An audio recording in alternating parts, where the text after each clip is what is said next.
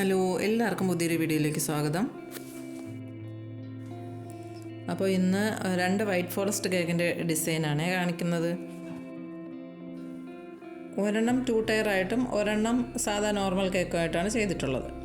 അപ്പോൾ അതിൽ 2 ടയറിൻ്റെ മുകളിലത്തെ ടയറാണ് ഫസ്റ്റ് ചെയ്തെടുക്കുന്നത്. അപ്പോൾ അത് 4 ലെയറായിട്ട് കട്ട് ചെയ്തെടുത്തിട്ടുണ്ടായിരുന്നു. 1.5 kg ആണ് അത്.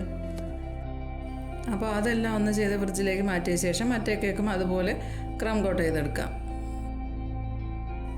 1.5 കിലോയ്ക്കുള്ള ബാറ്റർ ആദ്യം മിക്സ് ചെയ്തെടുത്ത ശേഷം 9 ഇഞ്ചിലും 5 ഇഞ്ചിലുമായിട്ടാണ് ഞാൻ ചെയ്തെടുത്തിട്ടുള്ളത്. അങ്ങനെ ആകുമ്പോഴത്തേക്കും 5 ഇഞ്ചിൽ ചെയ്യുമ്പോഴത്തേക്കും അത് 4 ലെയറായിട്ട് കട്ട് ചെയ്യാനായിട്ട് കിട്ടും.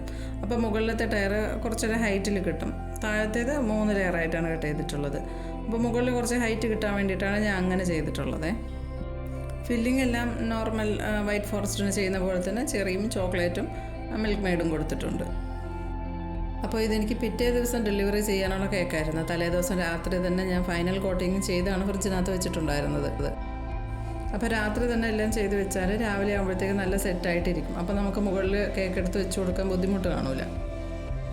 അപ്പോൾ എനിക്ക് ഈ കേക്കിൻ്റെ ഓർഡർ നേരത്തെ തന്നെ എന്നെ വിളിച്ച് പറഞ്ഞിട്ടുണ്ടായിരുന്നു, പിന്നെ മോഡൽ തന്നിട്ടുണ്ടായിരുന്നു. അതുകൊണ്ട് എനിക്ക് ബുദ്ധിമുട്ടില്ലായിരുന്നു, പെട്ടെന്ന് തന്നെ ചെയ്തെടുക്കാൻ പറ്റും. കാരണം ഓർഡർ നമ്മളെ കയ്യിലുണ്ടെങ്കിൽ നമുക്ക് പെട്ടെന്ന് തന്നെ ചെയ്യാൻ പറ്റും. അപ്പോൾ ഇത് ഓർഡർ തന്നിട്ടുള്ളത് നമ്മൾ സ്ഥിരം കസ്റ്റമർ സജിനയാണ് തന്നിട്ടുള്ളത്. മക്കളുടെ ബർത്ത്ഡേക്കും വെഡ്ഡിങ് ആനിവേഴ്സറിക്കും എല്ലാം എൻ്റെ കയ്യിൽ നിന്ന് തന്നെയാണ് സാധാരണ അവൾ വാങ്ങാറുള്ളത്. ഇതിന് മുന്നേ ഒരു ഹെയർ ഷേപ്പിൻ്റെ ഒരു കേക്കിൻ്റെ വീഡിയോ ഞാൻ ഇട്ടിട്ടുണ്ടായിരുന്നു. അത് അവളുടെ വെഡ്ഡിങ് ആനിവേഴ്സറി കേക്കായിരുന്നു. മക്കളുടെ ബർത്ത്ഡേക്ക് എല്ലാത്തിനും എൻ്റെ കയ്യിൽ നിന്ന് തന്നെയാണ് വാങ്ങാറുള്ളത്.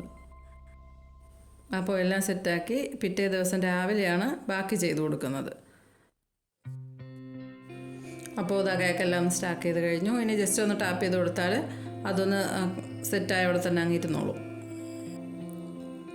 അപ്പോൾ അതിനുശേഷം പ്ലാസ്റ്റിക്കിൻ്റെ 2 സ്റ്റിക്ക് എടുത്തിട്ടുണ്ട്. കറക്റ്റ് അളവ് നോക്കിയിട്ട് 2 കേക്കും കൂടി എത്ര വേണമെന്നുള്ള അളവ് നമുക്ക് സൈഡിൽ ഒന്ന് വെച്ച് കൊടുത്ത് നോക്കിയിട്ട് ബാലൻസ് ഉണ്ടെങ്കിൽ അതൊന്ന് കട്ട് ചെയ്ത് കളയാം.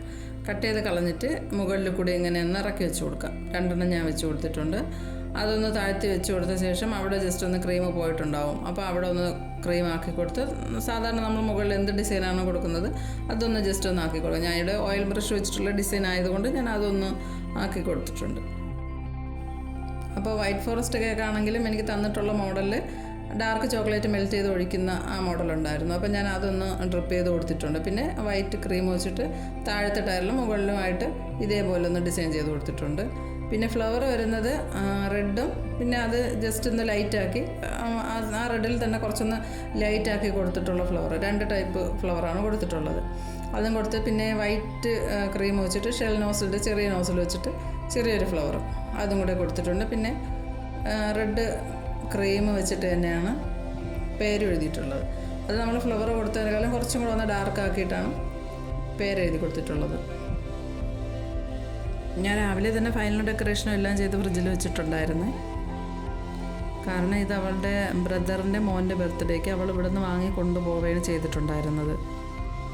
അപ്പോൾ നേരത്തെ അവൾ എന്നോട് പറഞ്ഞിട്ടുണ്ടായിരുന്നു ഇതേപോലെ ട്രാവലിംഗ് ഉള്ള കേക്കാണെന്ന്. അതുകൊണ്ട് ഞാൻ നേരത്തെ തന്നെ എല്ലാം സെറ്റാക്കി ഫ്രിഡ്ജിൽ വെച്ചാൽ നമ്മൾ അത്രയും ദൂരം പോയി കഴിഞ്ഞാലും തണുപ്പൊന്നും മാറാതെ അങ്ങനെ തന്നെ സെറ്റായിരുന്നോളും. അപ്പോൾ അതുകൊണ്ട് ഞാനെല്ലാം ക്ലിയറാക്കി ഷുഗർ ബോൾസും എല്ലാം ഒന്ന് ഇട്ട് കൊടുത്ത് എല്ലാം ഒന്ന് റെഡിയാക്കി പേരും എല്ലാം എഴുതിയ ശേഷം ഫ്രിഡ്ജിൽ വെച്ച് ഫോട്ടോയും എടുത്ത ശേഷമാണ് ഫ്രിഡ്ജിലോട്ട് മാറ്റി കൊടുത്തിട്ടുണ്ടായിരുന്നത്. അത് കഴിഞ്ഞിട്ട് പിന്നെ വേറൊരു ഓർഡർ ഉണ്ടായിരുന്നു. പിന്നെ ഇതെല്ലാം റെഡിയായ ശേഷം ആ കേക്ക് ചെയ്യാൻ വേണ്ടി തുടങ്ങി.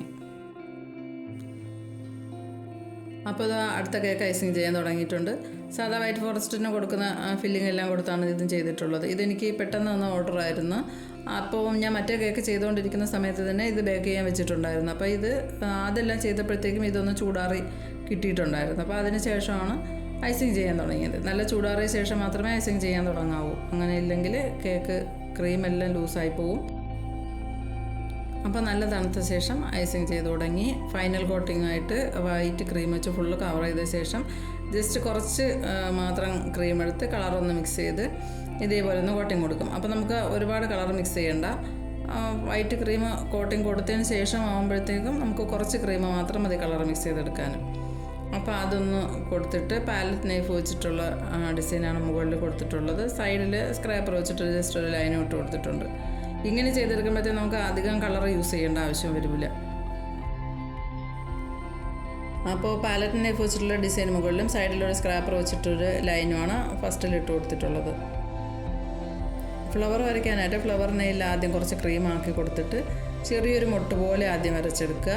പിന്നെ അത് കഴിഞ്ഞിട്ട് ഒരു ചെറിയൊരു പെറ്റൽ വരച്ചു കൊടുക്കുക. പിന്നെ ഒരു ചെറിയൊരു പെറ്റൽ, പിന്നെ എന്നിട്ട് കുറച്ച് നീളത്തിന് വരച്ചു കൊടുക്കുമ്പോഴത്തേക്കും ഒരു റോസ് ഫ്ലവറിൻ്റെ മോഡൽ നമ്മളെ മനസ്സിലുണ്ടാവുമല്ലോ, ഓരോ ഇതളുകളും എങ്ങനെയായിരിക്കും. അപ്പോൾ അത് വെച്ചിട്ട് ഒരു നീളത്തിന് ലാസ്റ്റ് വരുമ്പോഴത്തേക്കും കുറച്ച് നീളത്തിനുള്ള ഇതളുകളായിട്ട് അങ്ങനെ ചെയ്തെടുത്താൽ റോസ് ഫ്ലവർ റെഡിയാവും. പിന്നെ കുറച്ച് ക്രീം കേക്കിലോട്ടൊന്ന് ആക്കി കൊടുത്തിട്ട് അതിലേക്ക് നമുക്കൊരു ഫോർക്ക് വെച്ചിട്ട് എടുത്ത് വെച്ച് കൊടുക്കാം. അങ്ങനെ ഒരു 3 ഫ്ലവർ ഞാൻ ചെയ്തെടുത്തിട്ടുണ്ട്.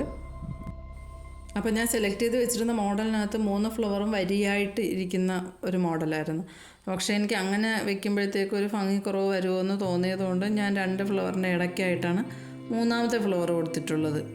പിന്നെ ആദ്യം ഞാൻ അങ്ങനെ വെക്കണമെന്ന് തീരുമാനിച്ച് കൊണ്ടുവന്നപ്പോഴത്തേക്കും എനിക്കത് അത്ര ഇഷ്ടപ്പെട്ടില്ല. പിന്നെ മാറ്റിക്കൊടുത്തു. വരുന്ന 2 ഫ്ലവർ ബോർഡിലാണുള്ളത്. അതിനുശേഷം ലീഫ് നോസിൽ വെച്ചിട്ട് ലീഫും വരച്ചു കൊടുത്തിട്ടുണ്ടായിരുന്നു. അത് കഴിഞ്ഞ് പേരെല്ലാം ഒന്ന് എഴുതി ഷുഗർ ബോൾസും എല്ലാം ഒന്ന് ഇട്ട് കൊടുത്ത്. അപ്പോൾ ഇത് നമ്മുടെ സ്ഥിരം കസ്റ്റമറിനുള്ളതായിരുന്നേ. അപ്പോൾ എന്നും പറയുന്ന പോലെ തന്നെ സബ്സ്ക്രൈബ് ചെയ്യാതെ കാണുന്നവരുണ്ടെങ്കിൽ സബ്സ്ക്രൈബ് ചെയ്ത് സപ്പോർട്ട് ചെയ്യണേ. മാത്രമല്ല വീഡിയോ കണ്ടുകൊണ്ടിരിക്കുമ്പോൾ തന്നെ എല്ലാവരും ഒന്ന് ലൈക്ക് ചെയ്ത് സപ്പോർട്ട് ചെയ്യണേ. അപ്പോൾ ഇന്നത്തെ വീഡിയോ ഇത്രയൊക്കെ തന്നെയുള്ളൂ. ഇനിയും പുതിയൊരു വീഡിയോ ആയിട്ട് ഇൻഷാ അല്ലാഹ് ഇനിയും വരാം. അതുവരേക്കും എല്ലാവർക്കും ടാറ്റാ, ബൈ ബൈ.